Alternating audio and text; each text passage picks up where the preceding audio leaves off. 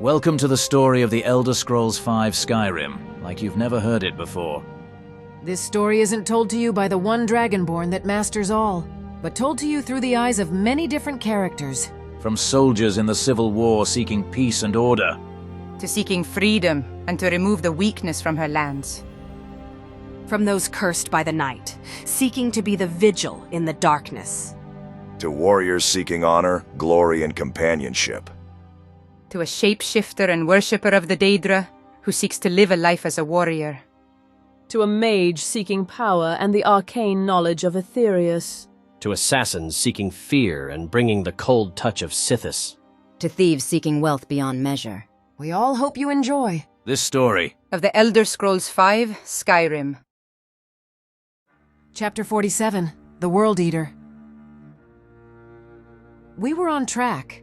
I had infiltrated the Thalmor's party to find any information on the return of the dragons. Delphine, though, thought the Thalmor were behind it, but I discovered they were not. What I found was information on the whereabouts of an old blade who was the lore master of their archives. He was hiding away in the ratways of Riften. We were set upon by the Thalmor, but were helped by a mysterious woman who blended into the shadows. She called herself the Nightingale. She wouldn't reveal who she was, but she was willing to help me end these dragons. When we got back, I reunited with an old friend. I met her when I first set out into Skyrim for adventure. If it wasn't for her, I would have died. Back then, I had no idea she was a vampire. But after my time in the Dawnguard, I had learned what she was. But I accepted her help. She was, after all, one of the good ones.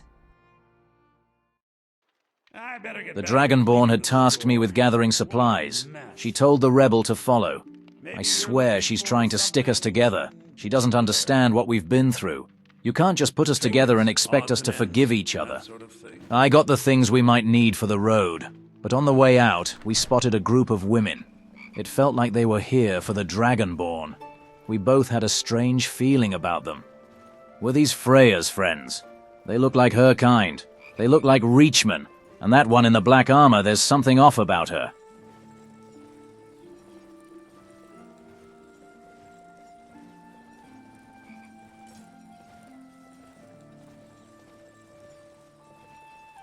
They were definitely here for the Dragonborn. Our little crew is getting bigger. What in oblivion? Did you feel that when they walked past us? It felt strange.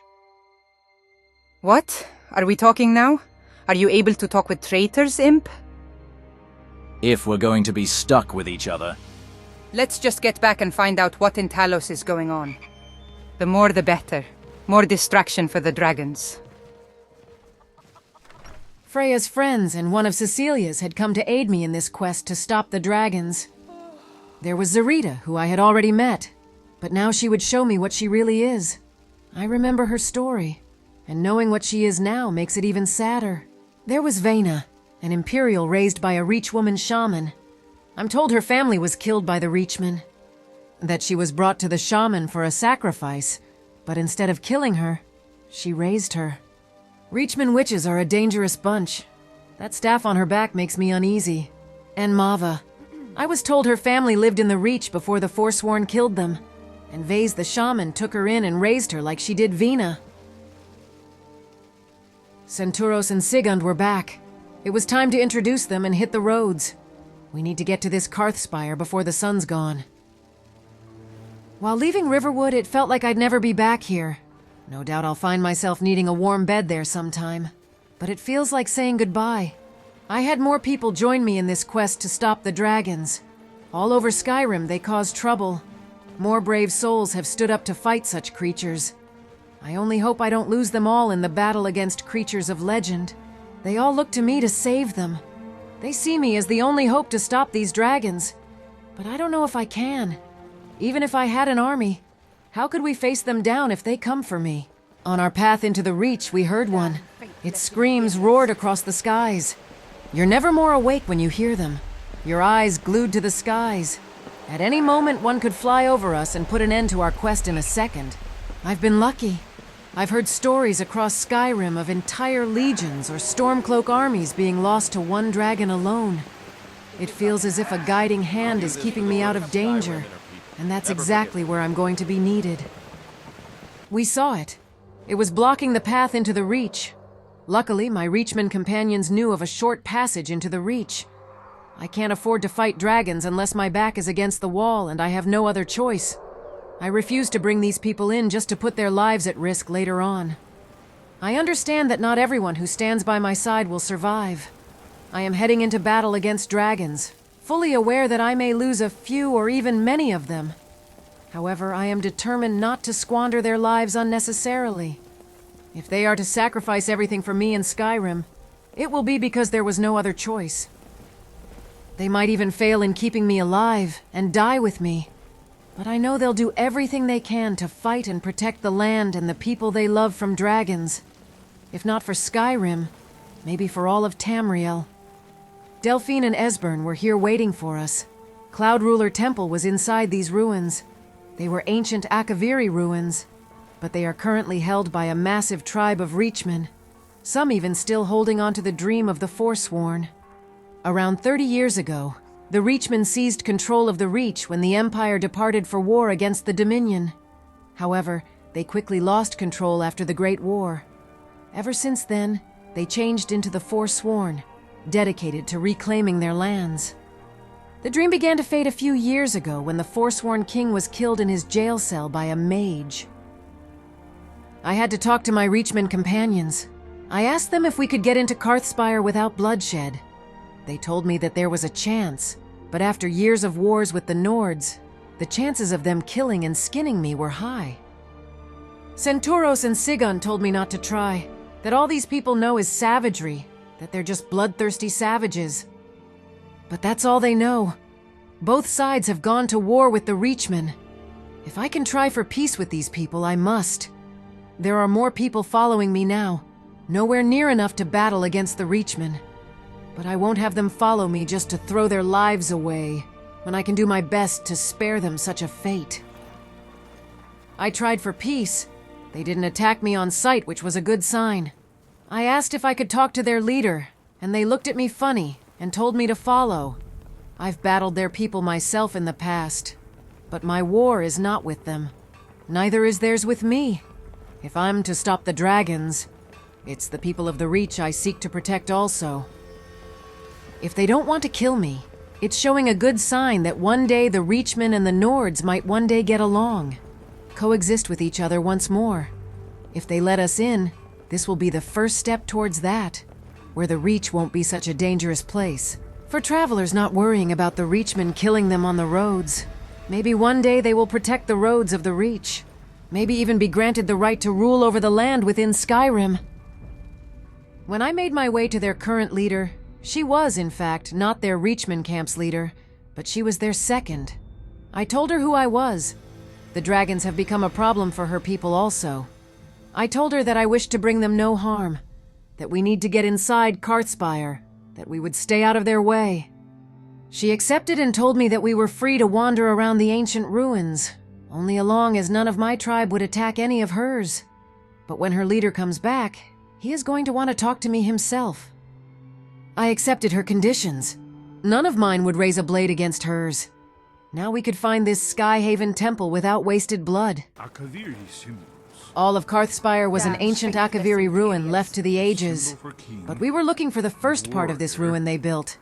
Karthspire's ruins were built around a temple called Skyhaven Temple, and the Reachmen told us that there was a path in one of the caves that led to something, but none have ever been able to unlock it. They told us of those who had climbed the path, that it leads to a dead end with a circular seal on the ground, guarded by a giant statue of a head. None have ever been able to go further. If this Skyhaven temple was the first, and nobody has been able to gain entry, that means not a soul has stood in those ruins in over 1,000 years. They built this temple in honor of Riemann Cyrodiil. Father told me that he went to war with the Akaviri, but when they heard him shout, they bent the knee and joined him because Riemann was a dragonborn like me. I could really do with an army of Akaviri soldiers right now, but they have long been dead, and I might soon follow. Here it was, the giant stone head the Reachmen talked about. I wonder how we get past it.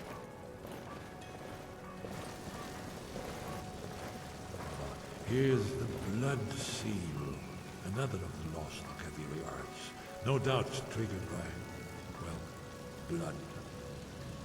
Your blood, Dragonborn. Look here. You see how the ancient blades revered me in Cyrodiil?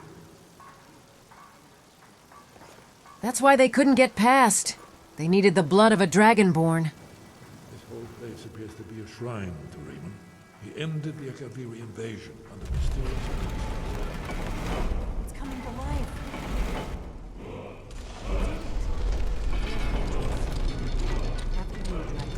When my blood dripped into the seals, the stone head came to life and started to rise. This was the way into Skyhaven Temple. Only my kind could open the way. Nobody had walked into these ruins in thousands of years. We would be the first in 2 eras. The place looked untouched. There are Nord ruins older than this place, and they have faded away into ruins.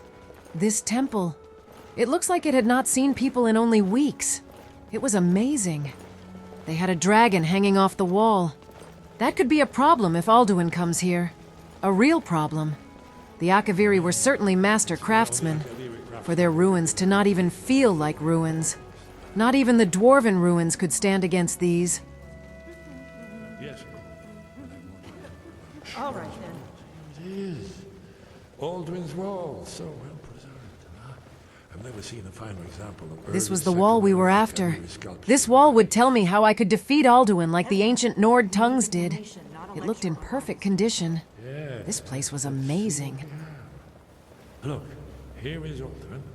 This panel goes back to the beginning of time, when Alduin and the dragon cult ruled over Skyrim. Here, the humans rebelled against their dragon overlords, the legendary Dragon War. Alduin's defeat is the centerpiece of the wall.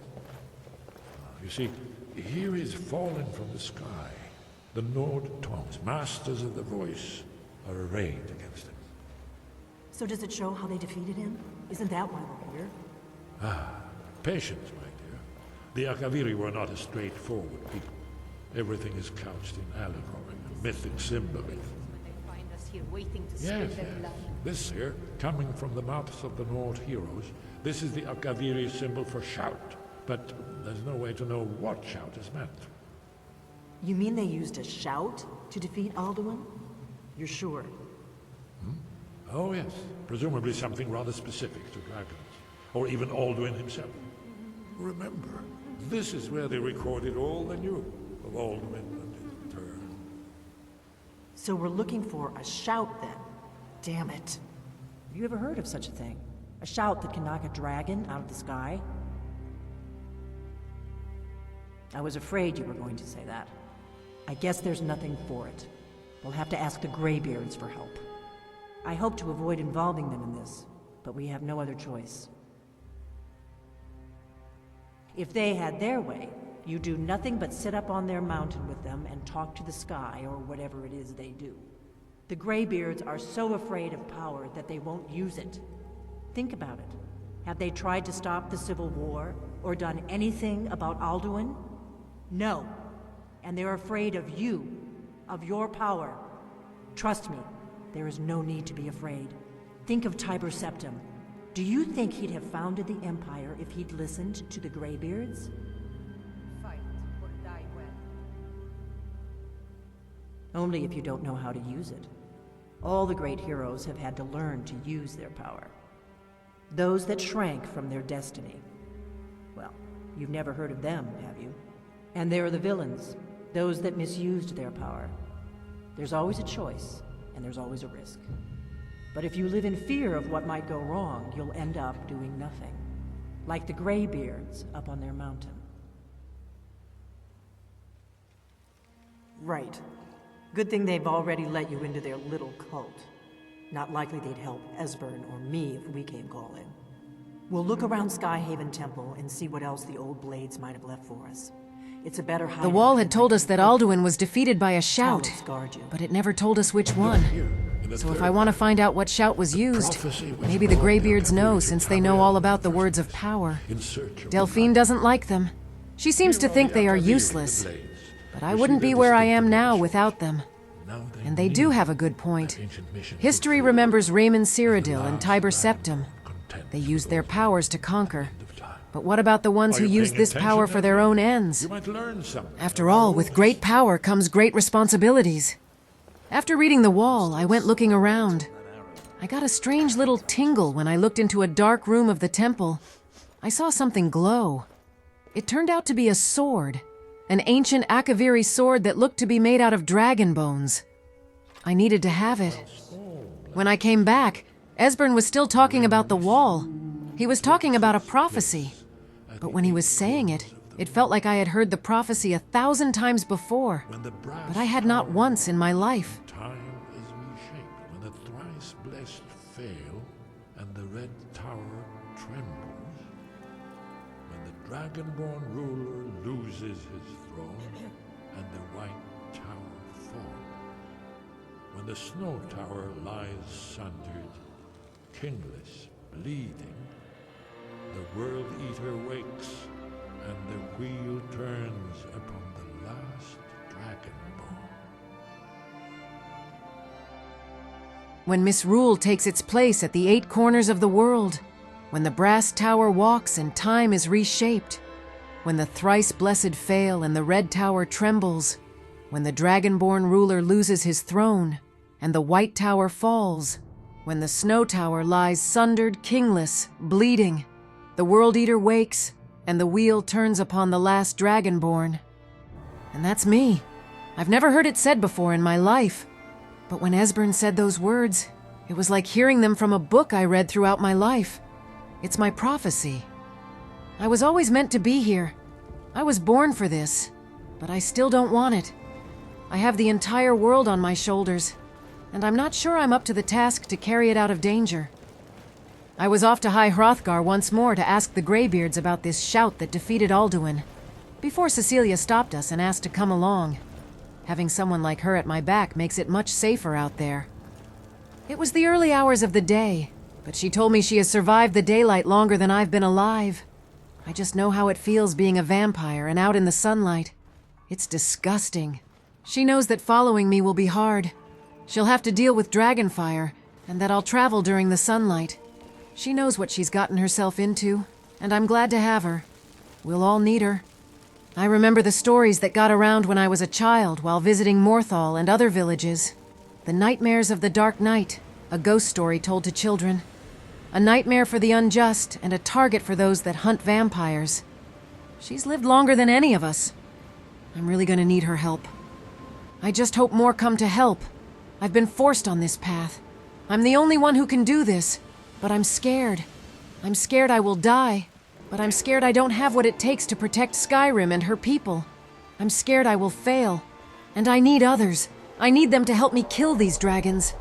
I fear the worst is yet to come. When people see me, they see a dragonborn. They see Tiber Septim. They see Raymond Cyrodiil. I'm not those men. I'm just a girl. A girl who's got no choice but to try and save the world from being eaten by a dragon.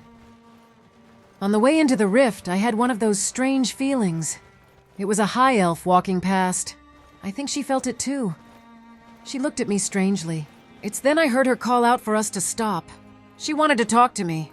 The high elf that had called out to me asked if I was the Dragonborn. Once I told her I was, she was interested in joining me. She wanted to help stop the dragons. But before I could accept her, I wanted to know who she was and where she came from. She told me her name was Alora. She had been wandering Skyrim for some time, seeking something greater than herself.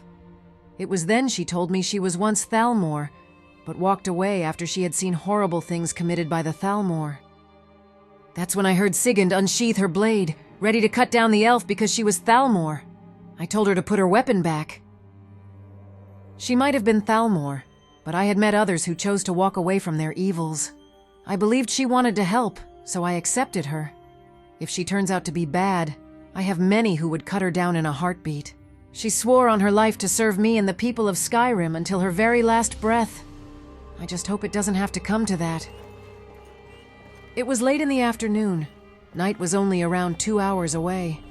I didn't wish to stay in the inn for the night. I wanted to use what sunlight we had left. And when night falls upon us, We set up camp somewhere on the throat of the world. It's been so long since I camped under the stars.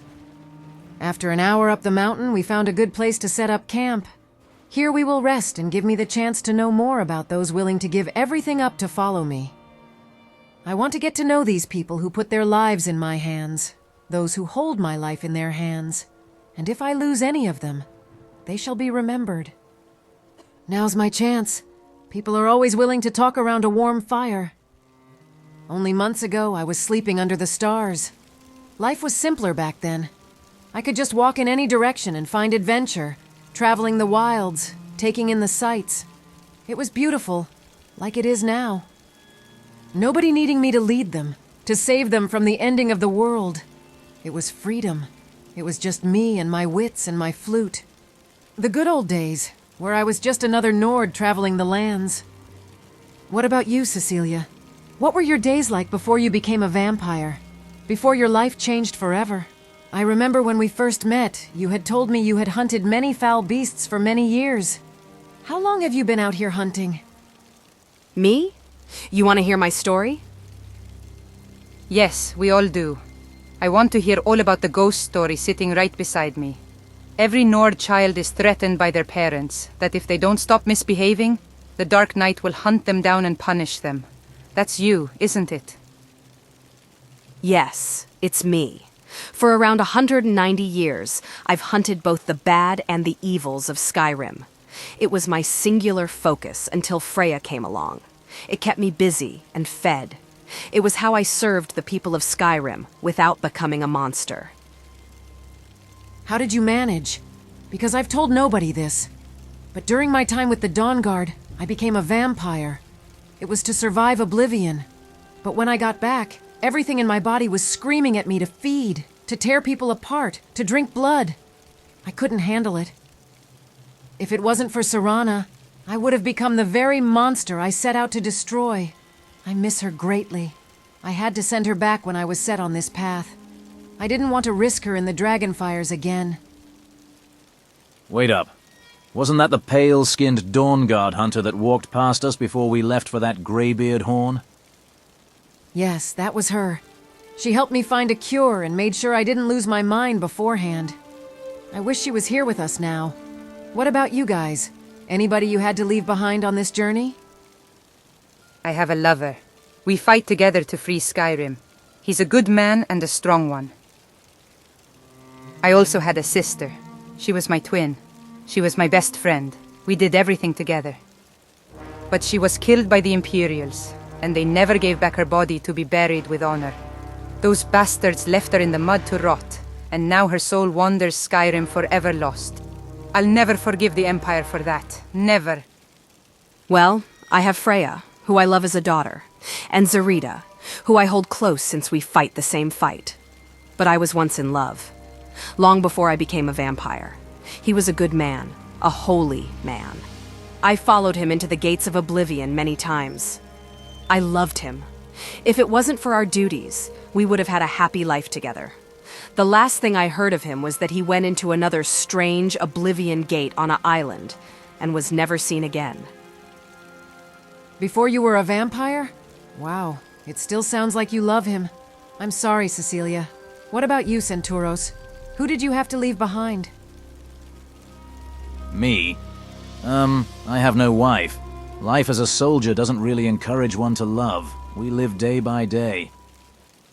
But there was someone special I had to leave behind. My daughter. I adopted her off the streets of Whiterun. When I'm not fighting or if I have any leave, I spend my days with her. She is some light in all the darkness I faced during the war. If I die, somebody will remember me. And all I have goes to her, so she can grow up and live a better life. I know it was pointless to take a child in while I fight in a war, but I saw myself in her. If the Legion didn't take me in as a boy, I would have been on the streets.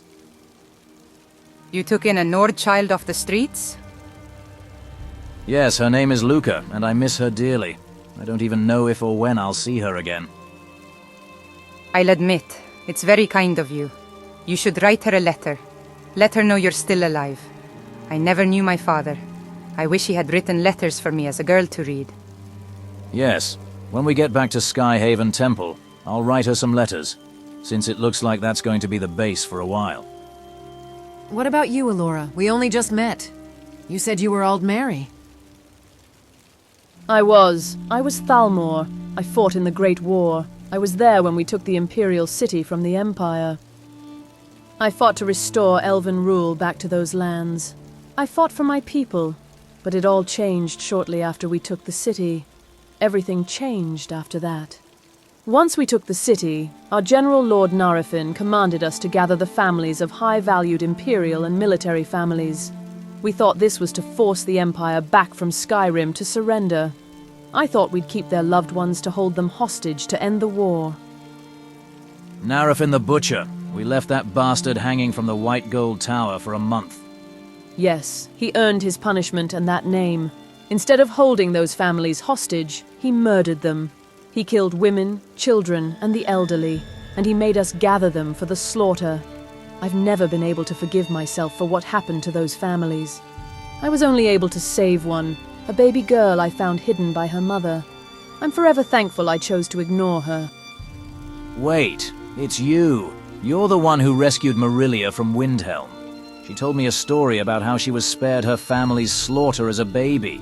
You're the one who saved her as a kid and months ago from Windhelm's arena. That was you. Dragonborn, I can say without a doubt this is one of the good ones. She might have been Thalmor, but I trust her. There's no doubt in my mind she belongs with us. She saved someone important to me twice. I'll fight by her side. She's a bloody Thalmor. She's a pointy-eared bitch whose kind is responsible for torching and killing my people. She doesn't belong here. You heard her yourself. She helps slaughter innocents. I don't trust her. Elves cause nothing but trouble. How dare you, Sigund? She might have been Thalmor, but she's turned away from their wrongdoings. She's here now and willing to lay her life down to stop these dragons, to save the Nords of Skyrim from their wrath.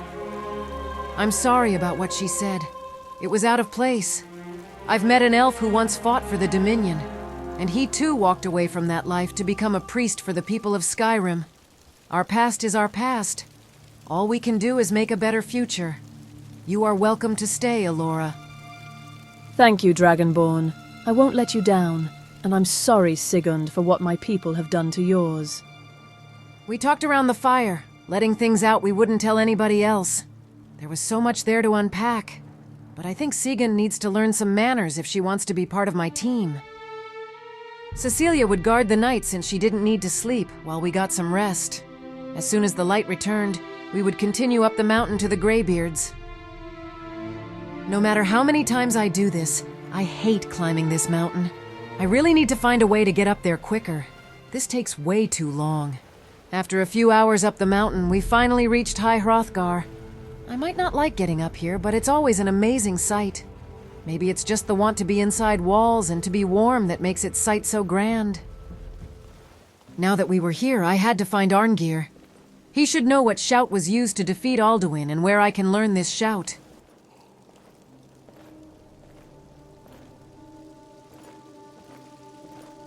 Sky, guard you. Wind, guide you. Where did you learn of that? Who have you been talking to?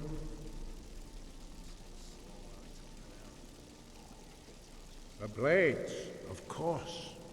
They specialize in meddling in matters they barely understand. Their reckless arrogance knows no bounds. They have always sought to turn the Dragonborn from the path of wisdom. Have you learned nothing from us? Would you simply be a tool in the hands of the Blades to be used for their own purposes?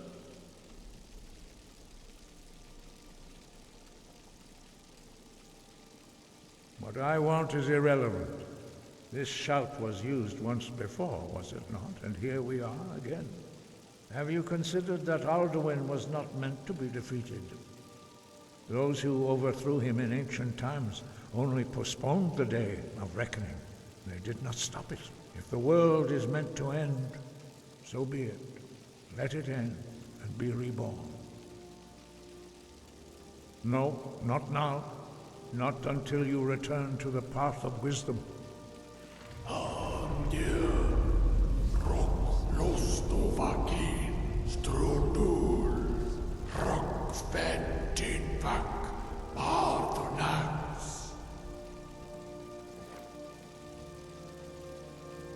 Dragonborn? Wait. Forgive me, I was intemperate. I allowed my emotions to cloud my judgment. Master Einoth reminded me of my duty. The decision whether or not to help you is not mine to make. No, I cannot teach it to you, because I do not know it. It is called Dragonrend, but its words of power are unknown to us. We do not regret this loss. Dragonrend holds no place within the way of the voice. It was created by those who had lived under the unimaginable cruelty of Alduin's dragon cult. Their whole lives were consumed with hatred for dragons, and they poured all their anger and hatred into this shout. When you learn a shout, you take it into your very being. In a sense, you become the shout.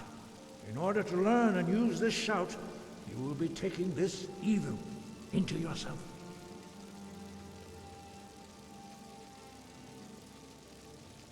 Only Paarthurnax, the master of our order, can answer that question, if he so chooses.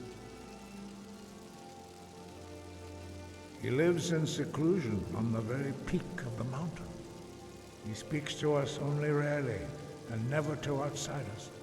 Being allowed to see him is a great privilege. Only those whose voice is strong can find the path. We will teach you a shout to open the way to Paarthurnax. Arngir wasn't pleased I was working with the blades. He thought I was wandering off their path. But the others had to remind him that the Dragonborn doesn't have to follow the way of the voice. He told me I needed to speak to their leader. He was called Paarthurnax, and lived at the top of the mountain. He said this Paarthurnax would know of this shout since the Greybeards refused to learn this shout. But the path was blocked, and they had to teach me another word of power to remove the barriers to Paarthurnax. Why does their leader live further up? More traveling up a goddamn mountain. I will grant you my understanding of clear skies. This is your final gift from us, Dragonborn. Use it well.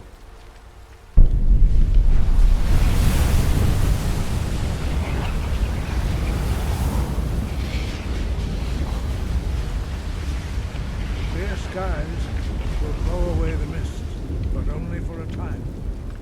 The path to Paarthurnax is perilous, not to be embarked upon lightly. Keep moving, stay focused on your goal, and you will reach the summit.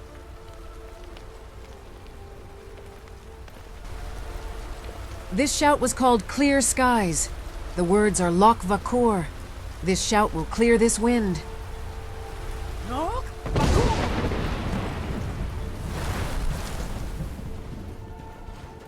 The shout worked. The further we got up, the colder it got, and it was getting a bit harder to breathe. But you'd never find a sight like this anywhere in all of Skyrim. Up here, I can see all of Skyrim. Simply beautiful.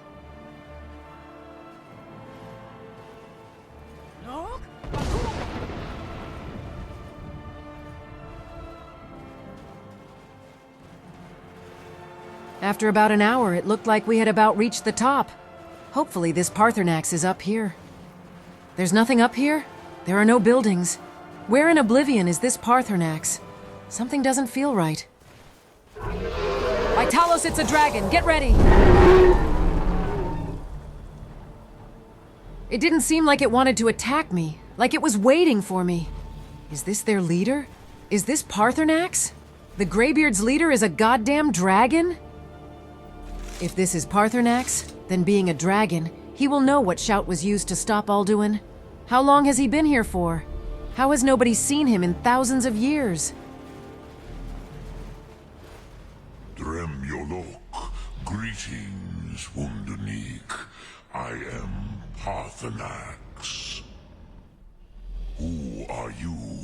What brings you to my Strumach, my mountain?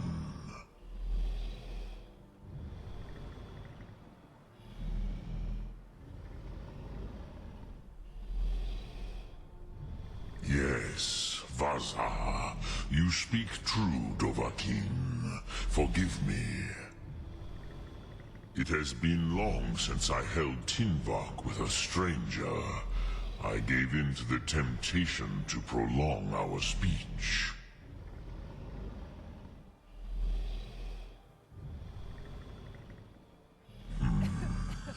Drem. Patience. There are formalities which must be observed at the first meeting of two of the Dove. By long tradition, the Elder speaks first. Hear my Thum. Feel it in your bones. Match it if you are Dovahkiin.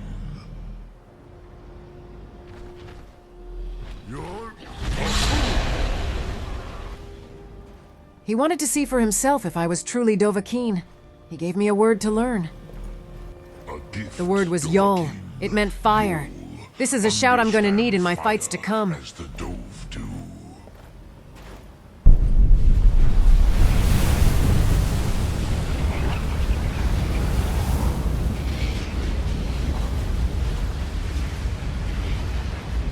Do not be afraid. Fasnu, let me feel the power of your Thum.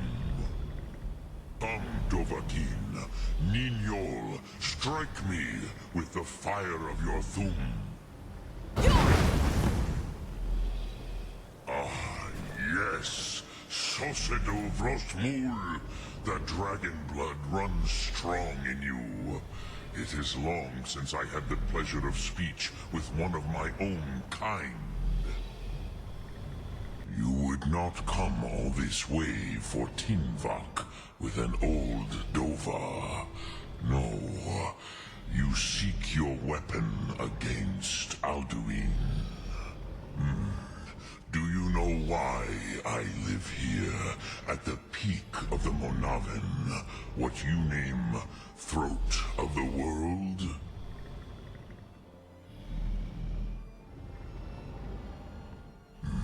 True, but few now remember that this was the very spot where Alduin was defeated by the ancient tongues.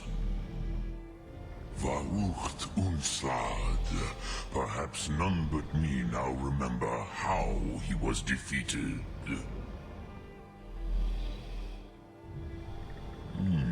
Yes and no. Viknuzny Karon.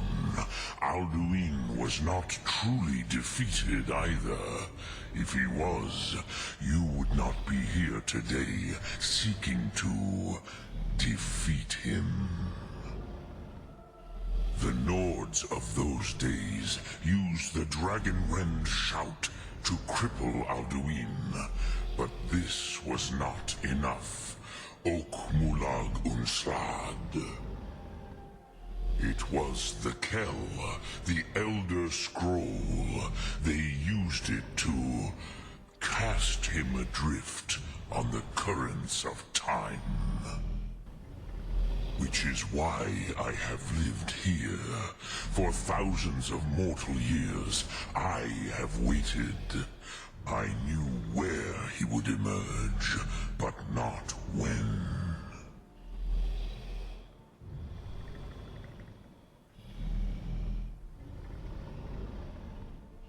Tid Krent.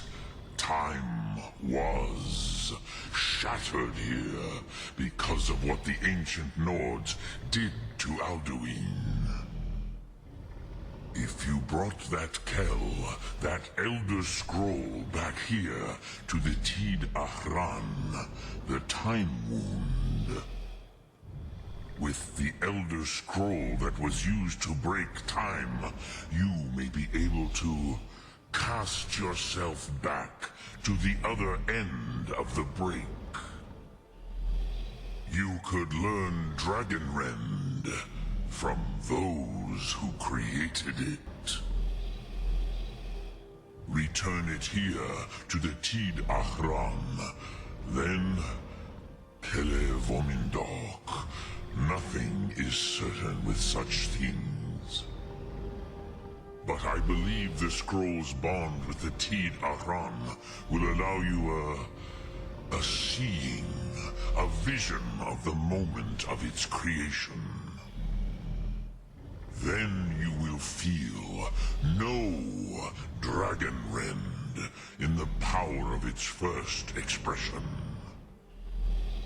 You will see them, Wuthfadon, my friends, Haken, Gormlaith, Feldir. The first mortals that I taught the Thum, the first tongues, the leaders of the rebellion against Alduin. They were mighty in their day, even to attempt to defeat Alduin. Sahrot Yun. The Nords have had many heroes since, but none greater. There was so much to unpack. The ancient Nords didn't really defeat Alduin, but they sent him here. And it seems like I'm hunting for another scroll. The very same scroll I was after before I had become Dragonborn. We'll have more time to think about this when we're settled in the inn. By the time we got off the mountain, night was near. We'd stay the night in the inn and think of a plan. We'll make our way back to Skyhaven and talk to the Blades about what I've learned. Before I had become Dragonborn, I was on my way to Winterhold to find this Elder Scroll. So after Skyhaven, that's where we'll go. I had a strange feeling when I abandoned my quest for the scroll that one day I'd return. But now I needed to find out what shout can ground dragons instead of stopping vampires darkening the sun. There was so much to think about. Like how Paarthurnax back during the Dragon Wars turned against the other dragons and helped man. And he taught them how to shout. That he helped the Nords free themselves from the dragons. Everything that I go through, it's never just black and white. There's no evil or good. There's always a little light in the places of darkness. Even the dragons can show kindness and the willingness to learn and be better. They're not all evil or bloodthirsty creatures like the books and stories described. We left early in the morning. It's always a beautiful time just before the light spreads all over Skyrim. Cecilia had left for the night to hunt, but she made it back in time to set off. I wish she could see the beauty of this, but to her eyes, this is when the pain starts. Skyrim is a beautiful place, harsh to those who were not born here, but a truly beautiful place. Hearing others' thoughts on Skyrim is always interesting. Like Centauros, he complains about how cold it is, but he said he's been in Skyrim since he was 17 and still hasn't gotten used to Skyrim's cold. He talks about returning to Cyrodiil and buying land in Colovia beside the Abyssian Sea. He said he'll trade the cold snow for the warm sands any day. That normally starts up Sigun telling him he can go back anytime by leaving her lands so the Empire can stop oppressing our people. Those two can't say anything without an argument. Centauros is a stern Imperial. He lives and breathes for the Empire.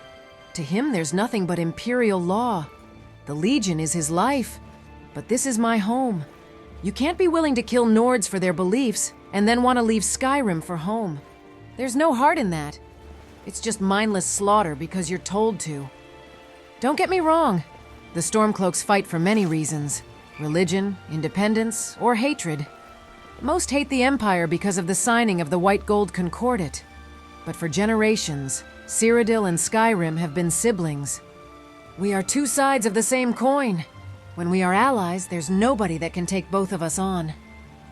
United we stand strong, divided we fall. And this war weakens us both. Not just for the Aldmeri Dominion when they decide to start the next war, but for the dragons and vampires.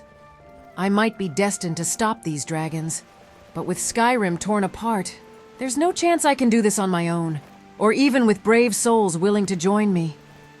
If only the Imperials and Stormcloaks saw the bigger picture. There's nothing that could stop us if they joined forces. Their war means nothing. The dragons don't care for the red or blue. While they fight each other, the dragons go unchallenged. If we all united, they'd stand no chance like in ancient times. But I guess this was foretold. The prophecy of the Dragonborn does read, "When the snow tower lies sundered, kingless, bleeding, the World Eater wakes, and the wheel turns upon the last Dragonborn. The Snow Tower refers to Skyrim having no king and being torn apart by war. Only then would the dragons return in a time where we could not unite and defend our lands together. The three troubles of Skyrim: civil war, vampires, and dragons. It's a damn mess. What in the... That's the Thalmor! It's an ambush!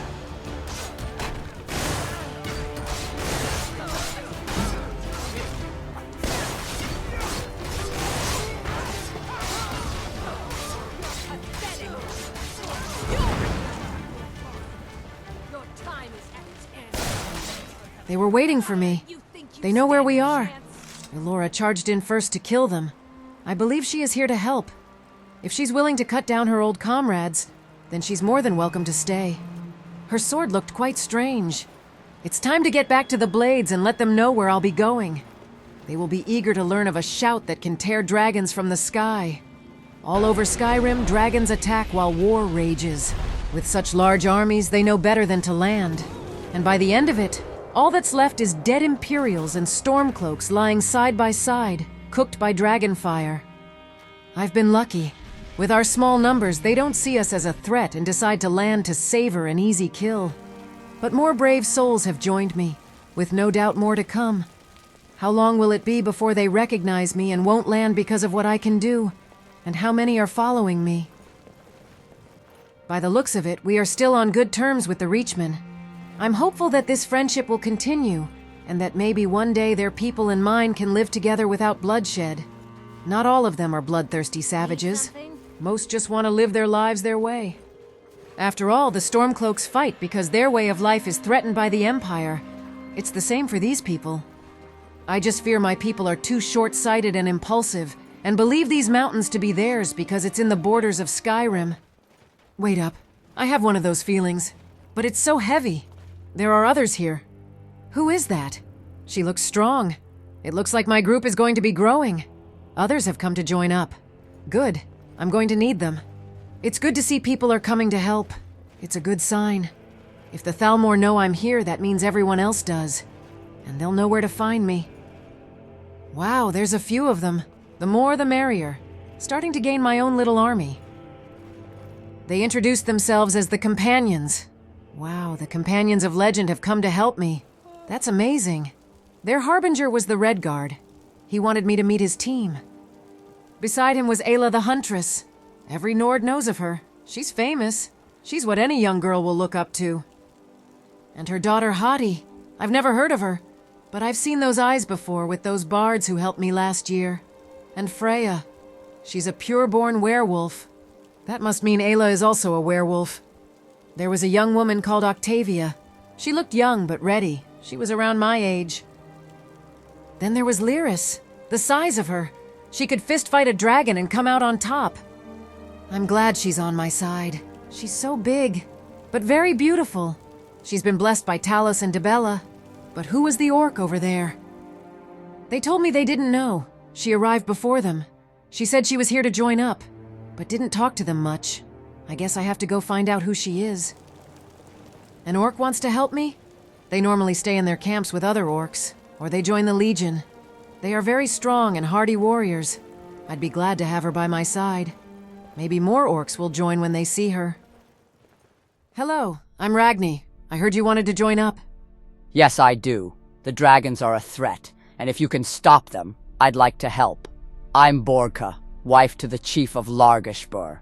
I was looking for a reason to get out for a bit, and this is that. Nice to meet you, Borgok, wife of the chief. I'm honored to have such a fierce warrior come and aid me. The honor is mine, Dragonborn.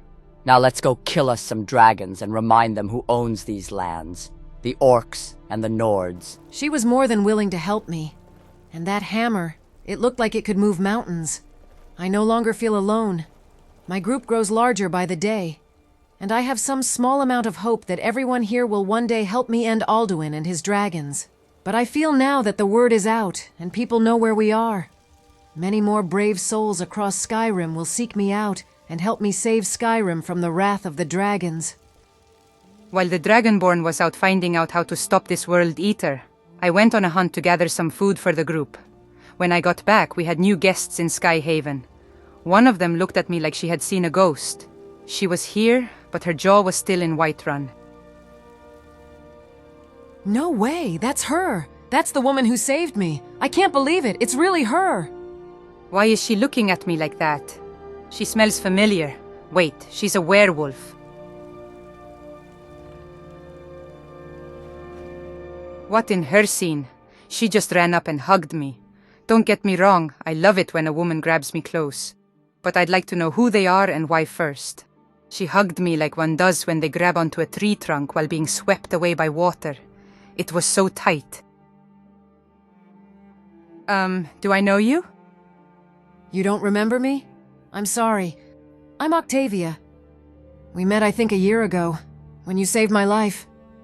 You found me near death after being abused by the bandits that killed my mother and sister.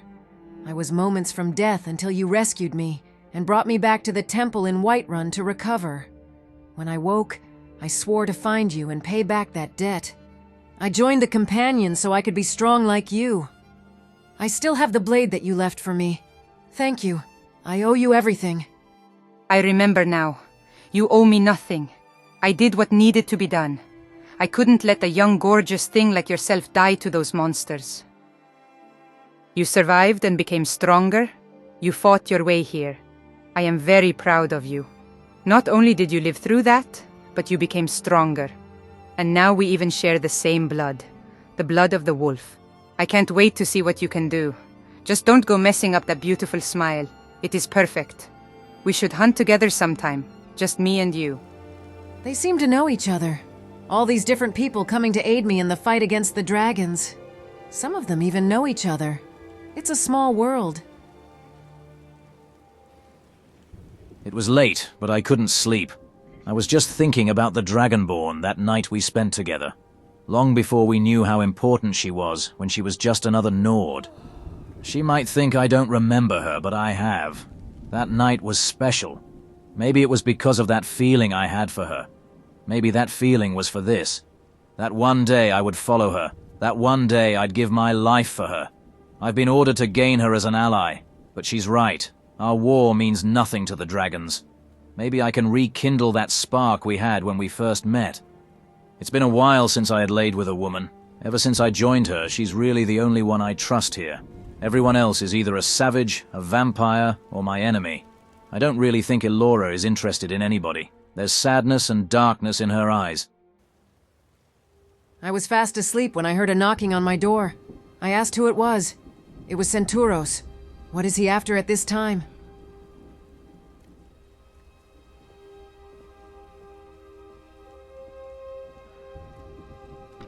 What in oblivion, he was naked. He asked if he could share the bed. He must have remembered me from the Bard's College. I really enjoyed that night. I felt safe and secure when he was with me. Maybe it was that feeling we shared back then. I did want him. I had missed that sort of companionship, and he was my first. But I had conflicting feelings. I had a connection with another, somebody I cared about. It felt like betrayal, but I longed for somebody to want me like this. Every time I looked upon Centuros, I remembered our first night together. I wanted to feel wanted again. Fate did bring him back to me after all. I was glad to have him by my side once more. That was pleasant. Do you remember me, before we met in High Hrothgar? It took me a while, but I remember you from that burning of the King's celebration in Solitude. There was some weird feeling that drew me to you like a bug to a fire. I had the very same feeling. I could feel you before I could see you. I've always remembered that night. You were my first. It felt special. But when I woke, I was told you were gone by your housemaid. I had orders to follow and a war to win. I'm sorry about that. It truly was a good night. Fate did bring us back together, like a bug to a fire. Stay the night. Tomorrow could be our last. Tomorrow we head off to Winterhold to find a lead to this Elder Scroll I was once tracking. We both got some much-needed rest for our journey tomorrow. I felt guilty because I felt like I had loved another, and that I didn't love Centuros, not in the way I should. But it was nice to be with him again. Tomorrow I start the hunt for that Elder Scroll again.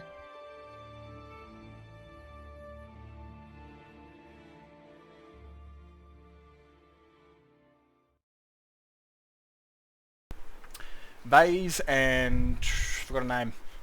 There we go, Marva, in the Heart of the Reach chapter. And these kind of people all know each other because Vina and Freya are close friends, you could say. They're like roommates. So the word's gotten out, and there's more people joining. I want it to be like at least a week after the Call of the Dragonborn that the word starts really getting out there and people start preparing, or for those that are prepared and ready to go are starting to find the Dragonborn. You know, this crew's going to get much bigger. And there's obviously reasons to that because the dragons are going to be a serious threat. So I'm walking down here, I know the dragon's coming, and it baits me. It actually physically baits me. I'm thinking, oh shit, this is going to land. So I make a move on it, right, take an opportunity to attack it while it lands. But it takes off straight away. I'm thinking, alright, it's landed, it'll land again, it's still Bethesda AI. But I've got dragon mods on, so it's playing around, right? It wasn't a great experience. I tried filming this like friggin' 11 times, man, and it just destroyed us. Like, it would not land. Like, it was just being a bully. Well, there you go, it does land, but I get nowhere near enough it hits on it, and when they get airborne, they got this weird ability where they can, like, regenerate their health back to full. And that shit's not nice, man. That shit is not nice. So as you can see, we're smacking it around right here because it's land on the ground, and normally when they're getting surrounded, they just kind of stick on the ground because they haven't got much room to really get up. But it does get up, it does take off, and it leaves us in a spot of shit. I probably should have used a sword on my back. No, I haven't got that one yet, do I? No, I don't have Dragon Bracket. But look what it does, man. It just sits there. Its health is regenerating, dude. It's just looking at us, getting its health back, and we're back at, like, square one again. And this thing's like, nah, you guys almost killed me. I'm not landing. And from then on, dude, it just absolutely dominates. It was fucking scary, dude. Like, this is kind of what I imagine dragons to always be like, what they should have been like. Of course, they couldn't be that way because, you know, Bethesda wanted to make them at least playable, because there's no point selling a game to teenagers and young adults as this, like, open-world role-playing game, and then it turns into Elder fucking Scrolls Souls, where you just can't take on a dragon. So I got a mod that kind of made them, you know, kind of the very scary thing they should have been. Something that just will absolutely dominate. And this thing does. Like, I thought it was going to attack me, but it didn't. So I wasted my cooldown, and now it's just going to bully everybody else. And it's staying airborne, man. Like, this shit was pure nasty. So I had to, like, update my story to move on to a different section to go past Fort Sunguard. And, like, yeah, it just wasn't working for me, man. It was dominating everyone around me. And these guys get cooked. They all die. A lot of my followers die. And at the same time, as a guy that makes these characters, I don't want them to die, because again, I created them and they're part of the story, but they will die. But at the same time, I don't want them to die unnecessarily straight up. There's no point introducing them and then having them die straight away. And this is kind of what happens. This is what it gets real rough. He summons a storm, and it just rains fire, dude. It gets fucking bad from here. And this is kind of where I have to be like, alright, he's not landing, I'm not winning, nothing's happening, I'm screwed. Time to reload, because it just wasn't working. But if these characters are to die, she's not going to unnecessarily get them killed. The first one she fought to become Dragonborn was injured, the second one was arrogant, the first one was in Soul Can, and it was really weak, and all that sort of stuff. So that's kind of how I want dragons to feel. I want them to feel that when they realise that landing is fatal, especially with the Dragonborn, they're not going to do that. And they become that. They become a fucking pure and absolute nightmare in the sky. Until I get the chance to use Dragonrend. But that's why I'm staying away from it at the moment, because I can't handle them. And neither can those followers. And neither can armies of legionaries. They're fucking brutal. Now, one of my very first chapters, I think it was chapter 3 or something, it was on Minerva. And she was imprisoned in the Markarth mines, and she eventually has to kill the Forsworn King, Madanok, right? And this is kind of... The reason I did all this in the past is because by the time I got to this story, the time I wanted to get to the Dragonborn story, I wanted it to be a couple of years later. So the Forsworn movement has kind of died off. You know, that he kind of rallied them. You know, he was their first king, and he kind of rallied them even behind the prison bars. But when he was killed, the Forsworn movement kind of died, and they kind of split up and went back to their camps. You know, the dream is still there in their hearts, but there's no real big uniter that's united them since the death of Madanok. And I thought, well, I've got all these followers, but I'm still got nowhere near enough to fight this army, because there's like probably 50 here. And the Forsworn are probably the most wretched of NPCs to fight, because they'll use archery and magic. Like, they are probably the worst to fight, because I'll lose a lot of my followers before they even get close to the Forsworn. And like I said, I don't want to unnecessarily kill them, because that's kind of the way Ragni is. She's noble of heart. She doesn't want to waste their lives. She knows that not all of them are going to come back or survive this, but she's going to try her very best to save as many of them as they could. And I even did a thing where I tried to like do it, like I was going to have like a little vision of if they fought, and she got killed. Ragni got killed at the front gate. She got butchered, absolutely slaughtered. And after so much time, maybe they're willing to talk. And this is a good step for maybe the future of Skyrim, that the Reachmen are no longer going to be savage barbarians that kill anything on the roads that isn't them or a different tribe. But maybe this is, in her heart, is a way for the Reachmen to start becoming not civilized, but a bit more not so savage, where there won't be full complete hostilities all over the place. Which, you know, it's kind of nice that she wanted to take the peaceful route, and there's people with her. There's people with her, as we just saw just then. Oh my god. There's people with her that, you know, that were Reachmen, or like Vase, she was Forsworn, but she left after the fall of Markarth. There's Vina, who's a Reachman. There's Cecilia, that's killed a shit ton of them over the years, and Cecilia hates them because they're Daedra worshippers. There's Sigund and there's Centaurus over there, and they've both actively killed them from trying to take the Reach, or the Forsworn have made enemies of the Stormcloaks, because their leader basically took the city from them and took Markarth back from the Nords. And so there's a lot of bad blood between these companions, which I'll get into the next chapter. I'm kind of, because I didn't really get it, and I guess the leader of the Forsworn camp is out and about at the moment, but I do want to have some conversation with this Forsworn leader in sort of terms of, if the Blades can stay there, there's certain terms they must meet. And they've got no choice now, they're kind of surrounded by the Forsworn, so now they can kind of like tell them what they want. I like playing the whole fate card, you know, like the whole strings of destiny sort of thing, especially when it comes to how she meets these people before she even sees them. She walks past people she has these weird feelings about, these like weird senses that she feels she can trust them, that they're her friends, that they'll do anything for her, even though she's never seen them before. And that person looks back at her with the exact same strange weird look on their face, like they're feeling the exact same thing, even though they've never met each other, or they've never talked to each other. And I like playing that sort of, that fate card, especially with like the stones, the three stones, the warrior, the mage, and the thief. They're very important because they're the guild characters. They are the guild characters that will one day serve her.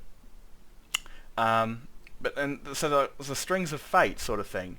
And when she hears this prophecy go off, it's like a sort of Avatar sense, and like the there's this book called The Avatar: Rise of Kyoshi, and she sings this like certain thing that the previous Avatar that died before her used to sing, and she sings it like a beat. She like she knows it very well, like she made it, but she didn't. And another person heard her and knew exactly what she was, because she was singing a song that this previously owned this man ever sung.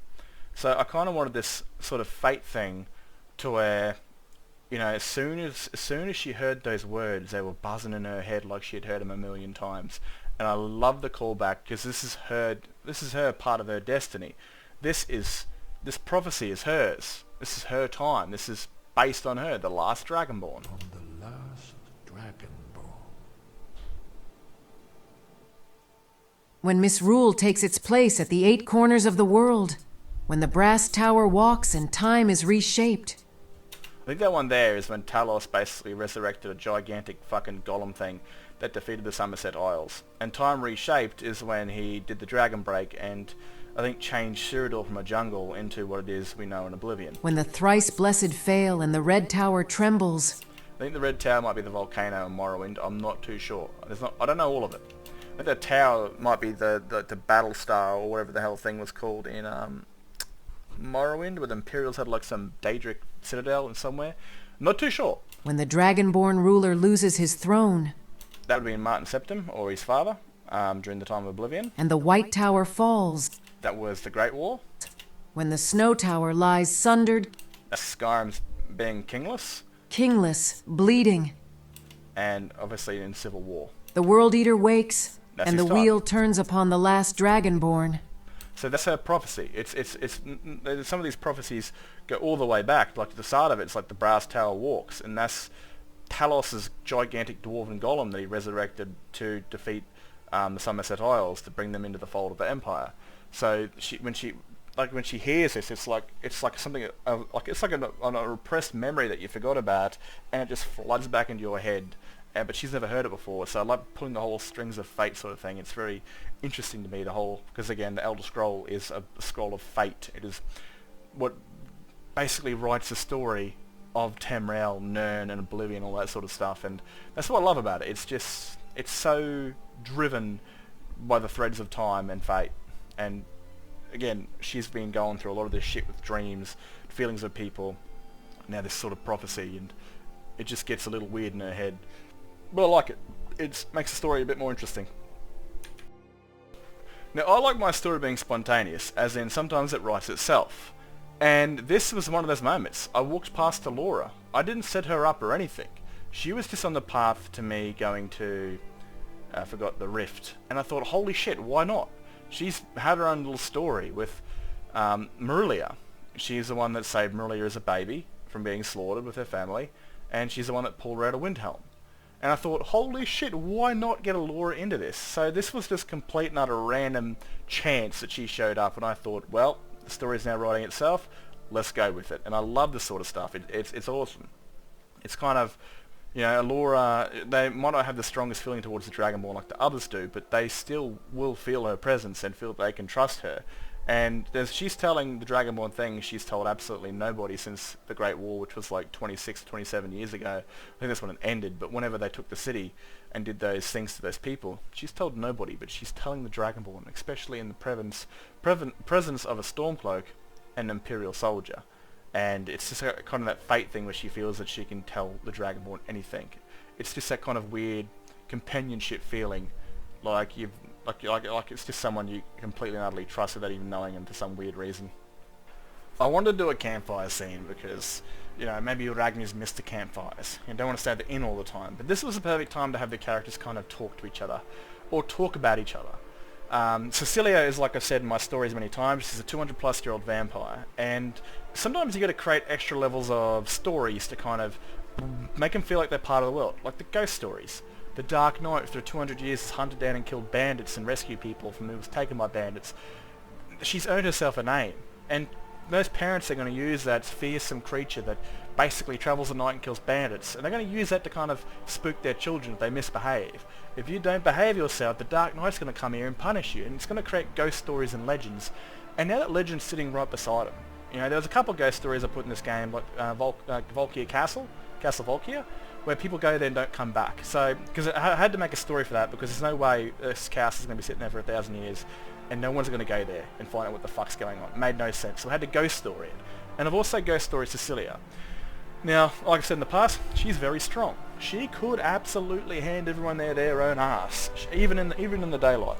I mean, I kind of want her to be here as a sort of mature guide for the Dragonborn. You know, that she's like, you need to train harder, stop being a bitch, sort of thing. She will physically train the Dragonborn, so will Centaurus and Sigurd, but they're morely there for learning the two sides of the coin, that both sides are right, but also both sides are wrong. They are kind of her conscience, her left shoulder and her right shoulder, nagging at her ear, telling her what to do. That is their design. They're not there to train her, because they can't train her. They can't use the shouts, but they can protect her for a certain amount of time until she's strong enough to protect herself. Cecilia is obviously there to protect her, but she's also there to train her, to push her further, to break her limits. Because at the moment she's still a young, naive, but headstrong woman. She's compassionate. She cares a lot, but throughout her time she's going to kind of need to mould and change over to realise the loss that will follow, the pain that will follow, and all that sort of stuff. You know, she's still a very young, beautiful woman, but she's only just started her journey. It will transform over time, and hopefully I can get a lot more of these personal stories done with characters meet, because a lot of these characters in their own chapters have crossed paths with other characters and chapters, and you see that at the very end with both Freya and Octavia. Now, as a dude writing the story, I was actually very proud of this moment when she's talking about becoming a vampire, because both Centaurus and Sigurd had no idea. These are things like she hasn't told anybody about. Normally what happens in Oblivion stays in Oblivion. It's like Las Vegas. You go there, shit happens, no one knows about it. So she missed out on Helgen. Helgen still happens in this game, but while she was off in Oblivion for her few hours and the months passed by in the real world, Helgen happened, and Centaurus was there.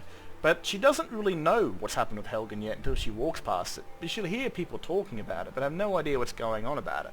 Now, when she's talking about being a vampire here, both Centaurus and Sigurd are shocked that she was a bloodsucker. But as you can see, she's talking about her pain as a vampire, the bloodlust, the whole, every bit of your bone and body and blood and soul wants to rip somebody apart to feed in their blood, the absolute lust for blood.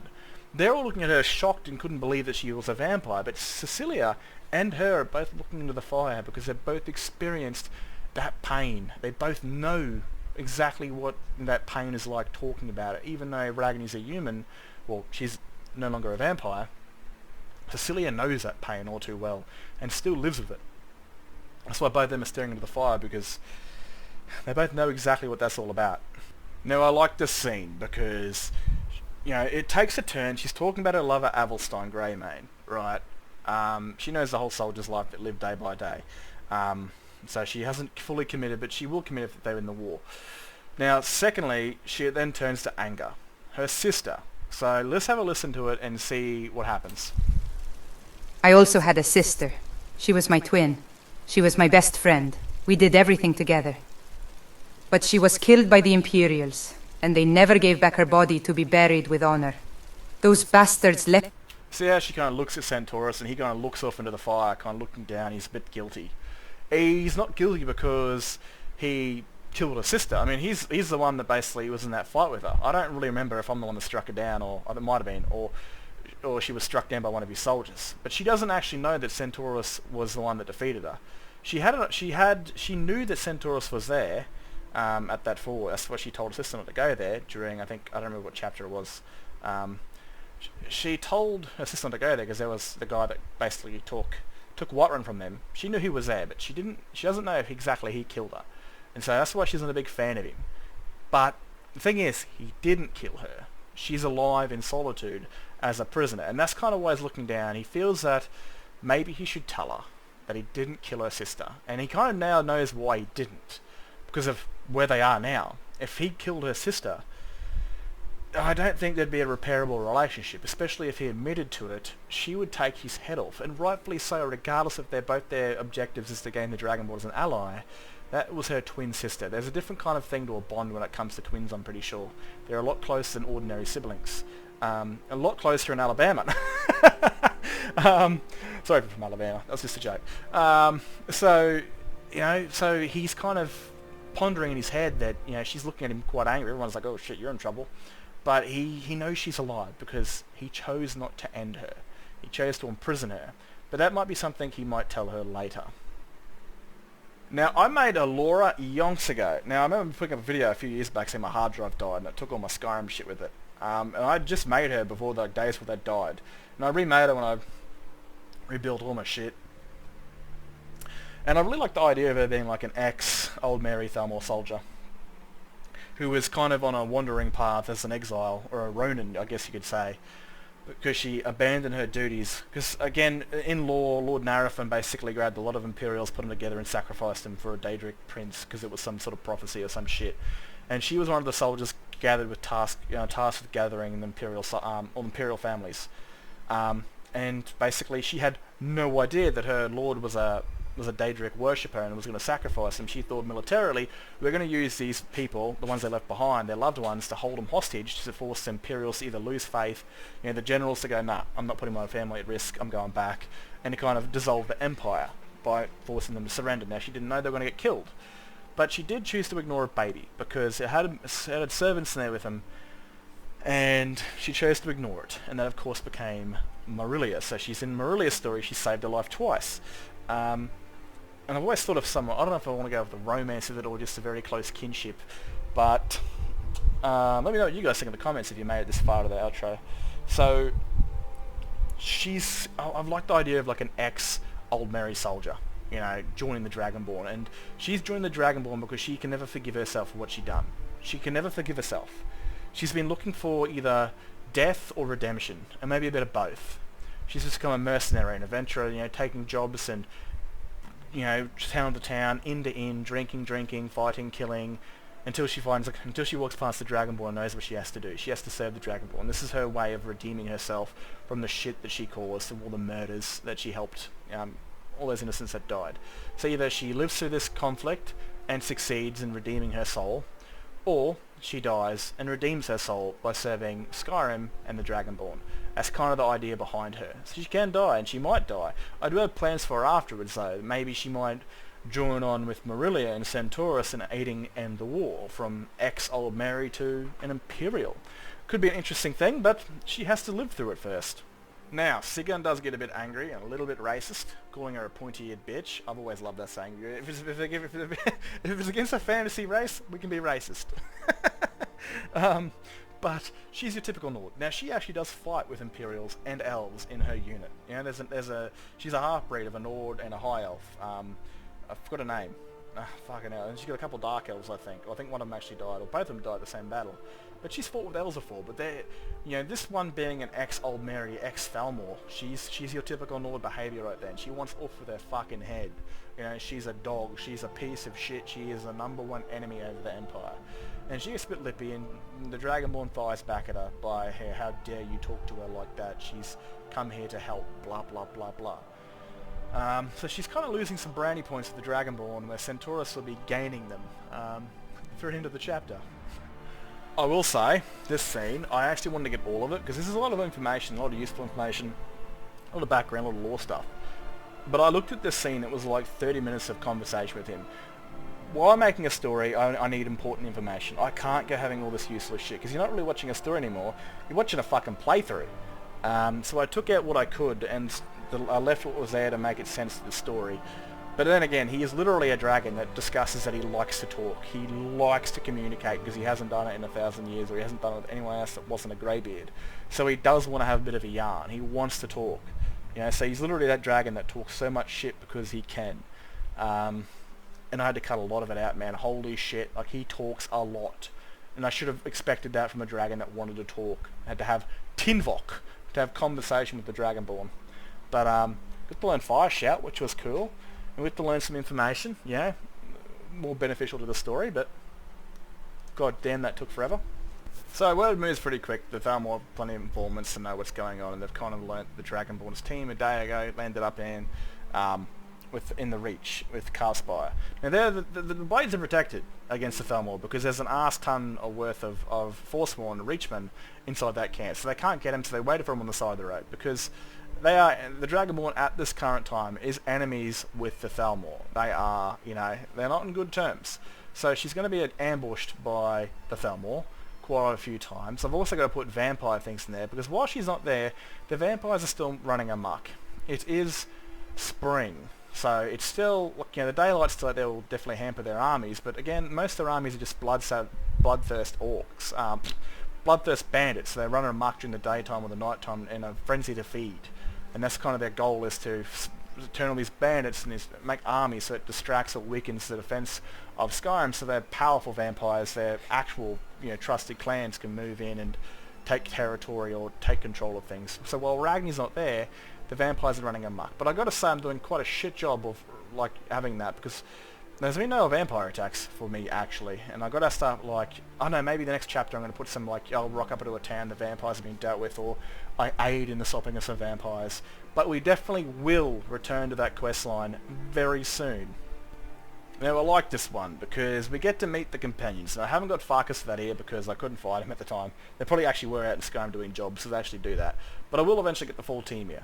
The whole excuse for that is that they're out doing contracts at the moment, but the companions will aid the Dragonborn. This is kind of what the companions are meant to be.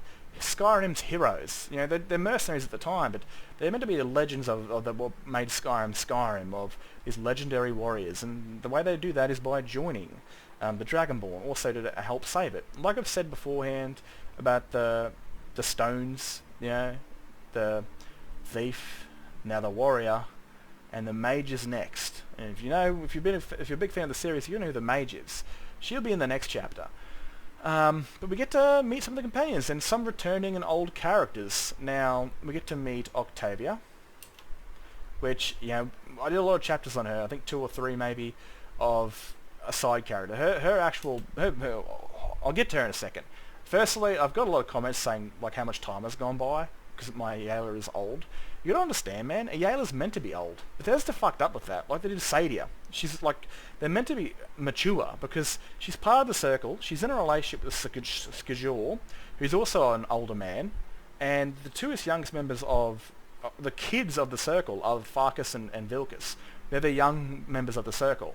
The 3 of them, Skajor, Ayla, and the current Harbinger when the game starts, they're the older members of the Circle. She's meant to be old. That's kind of, she's meant to be. Bethesda made her look young, but they gave her a mature voice. So I decided to actually make her look her age.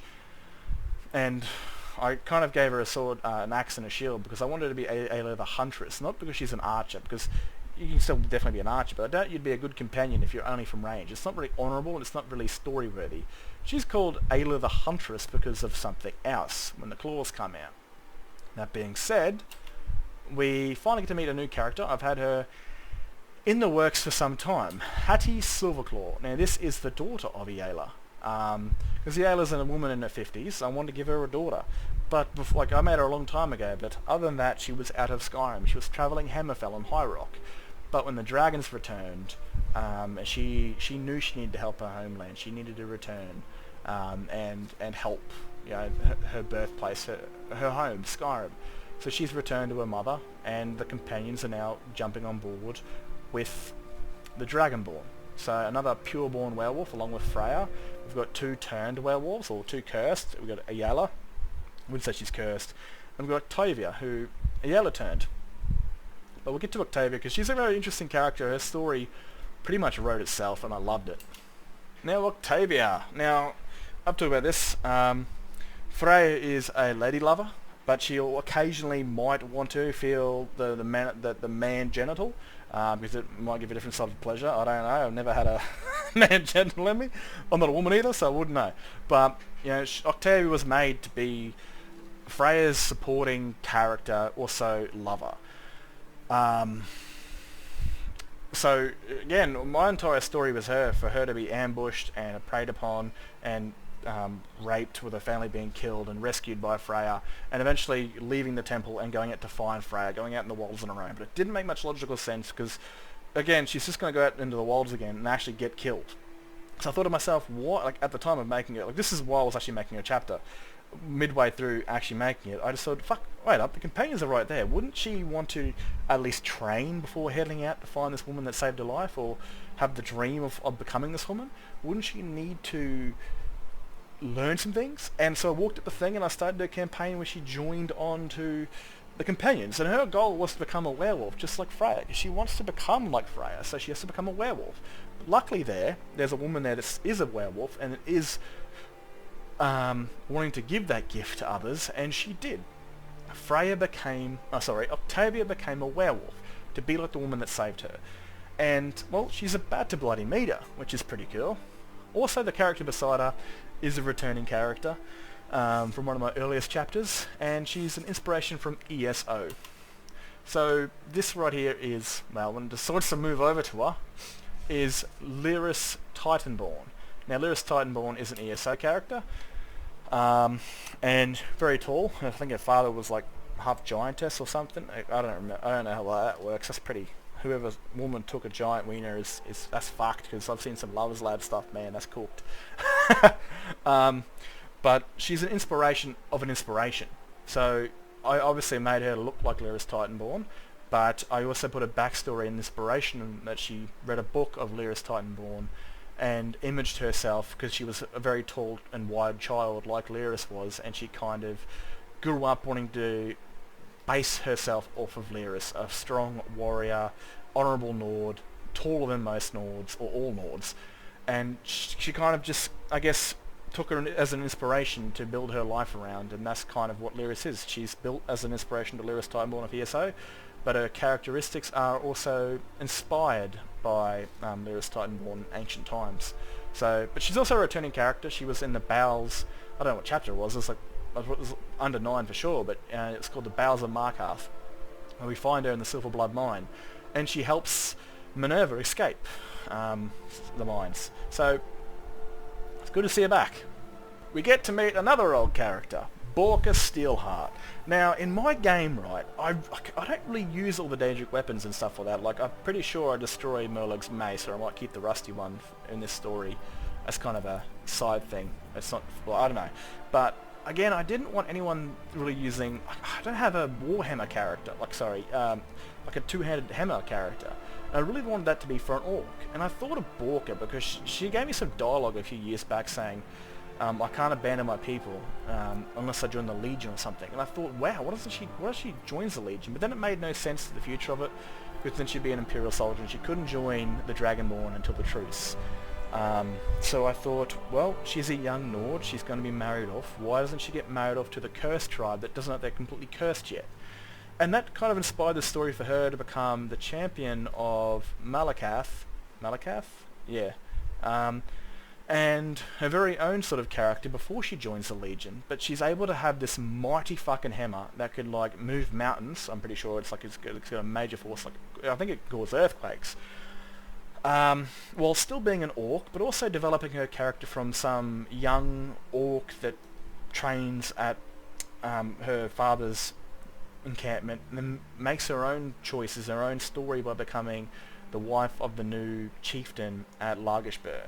I really liked that, how she kind of developed and made her own life. You know, she's a headstrong orc.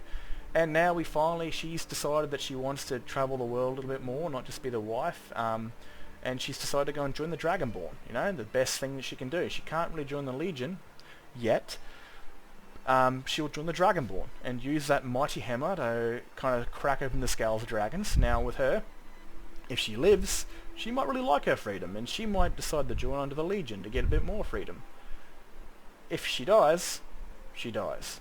But I don't know who I'm going to give the hammer to. Or do I return it back to Largashbur, or do I give it to another orc, or another strong Nord, another strong person to wield this weapon against the dragons? I think I might, if she does die, give it to another person until the Dragon Wars is over. Then it shall be returned to Largashburg with its orc people where it belongs. Now, when I started this series, I wanted all these characters to go on their own paths, and eventually, when a certain someone comes back, I've said this in the past, that their paths will start to merge. They'll start to follow the one path. And these are two people's different paths crossing again. And this time, obviously, Octavia's trained in the companions for a few months, and she's become a much skilled warrior and a werewolf. And she's always had the dream of finding the woman that saved her life, but when she saw her, she couldn't believe it. And here they finally meet again. No longer is she some young farmer girl that was left for dead and brutalized because she wasn't strong enough to protect herself. She's strong enough to protect herself now. And she's met the woman that saved her life.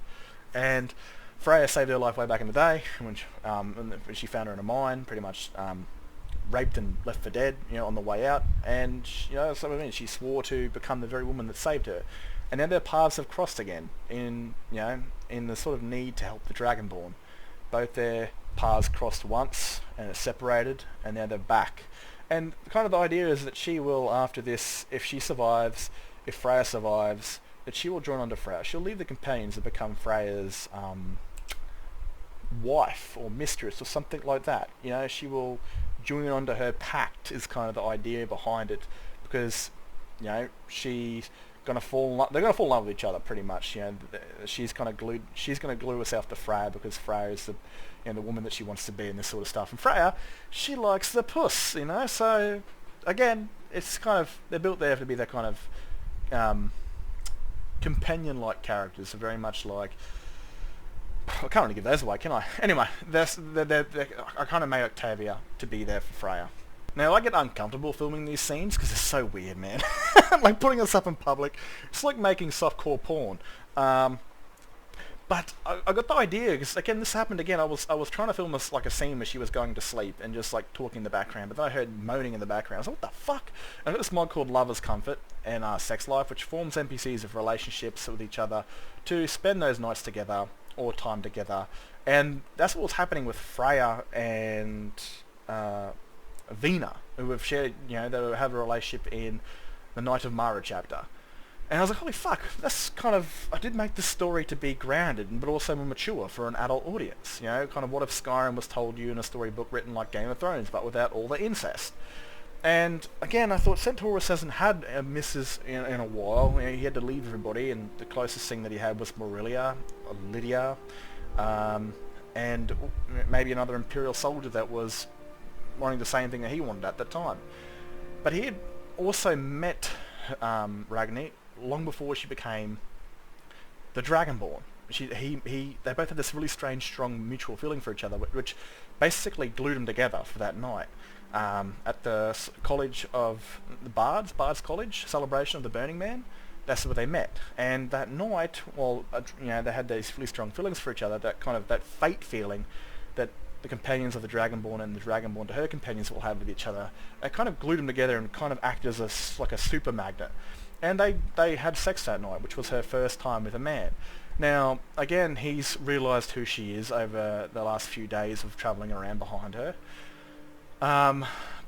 But also, like, because he's taken notes that her, you know, when they were talking that night before the deed, that her family were killed by vampires, and that they're talking about being a Dawn Guard member. He's clued on to who she is because she was so familiar to him when he saw her at the High Rothgar.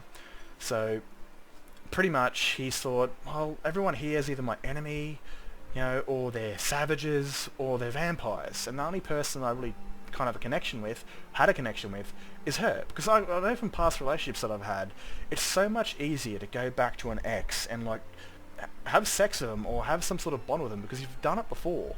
You know, it's not like you have to completely meet an entirely new person and, you know, do all the hard work. It's just it's kind of like it's so much easier, it's so much more comfortable because you've already done it before. They know you, you know them, and this is kind of what happens here. That he goes, he's feeling a bit, you know, on his own. He's a bloke. We all have this, you know, this feeling to kind of want to, you know, be with a woman, especially if one we know and one we're comfortable with. And so she's got conflicting feelings because she's got some strong feelings for Sorana. And those feelings are still there. She really cares about her and she's missing her, but also she's also had this special moment with Centaurus, so she kind of drops her guard a little bit and does it again because she's not with Sorana, they're not together, but they've got feelings for each other and they're not there with each other, and she kind of feels lonely, and this is kind of the closest thing she can get to companionship because she's missing Sorana. And again, he's finding a lot easier to jump into bed with her because they've done this before, they've had this connection, and it's kind of easier to light that candle than it is to, you know, it's easier to light a candle than it is to start a campfire. I don't know where that terminology was going, but I kind of thought it's, you know, must have a bit of mature content in there where it's not porn, but it's also built on romance for her. He's just wanting to, you know, to let off some steam and, you know, with someone that he trusts, and she's kind of just missing someone so much that she's willing to have that sort of old companionship come back into her bed. And this always reminds me of the song "The Dragonborn Comes." Anyway, I hope you guys have enjoyed this. This is only like the first footsteps for the Dragonborn story. It will get pretty hefty later on, but I hope you guys enjoyed this. And the reason these ones go so much longer than my other chapters, due to dialogue, talking with NPCs on quest-related stuff, because it is quite important to show off in the story. There's no point just skipping through it and just having the character talk about what happened in the background, unless it goes for too long, or unless that person isn't important enough. Or now with the communication between these characters, I'm not skilled enough in the creation kit to go making scenes and quests for them, because it's the way this works for me is that it's kind of, the story writes itself. It's very sandbox. Like, I bumped into Elora on the roads, and if I had to make a scene, I'd have to have all these characters in the right place at the right time. And Skyrim in its nature is very sandbox, and I don't want my story to be a straight line. I want to deviate sometimes and take its own path. So the best way I can do this is kind of like a comic book, by having, you know, screenshots of their emotions. It feels like you're kind of listening to an audiobook or an audio comic in a certain sense. That's the best way I can do it with these characters. All the characters are creative, their paths mixing and meeting each other and all that sort of shit. But this is kind of why these Dragonborn, it's the main chapters of the main game, take so much longer, is because of communication between the central NPCs that talk a lot, and of course the characters that are made meeting each other and crossing paths for the first time or again over time.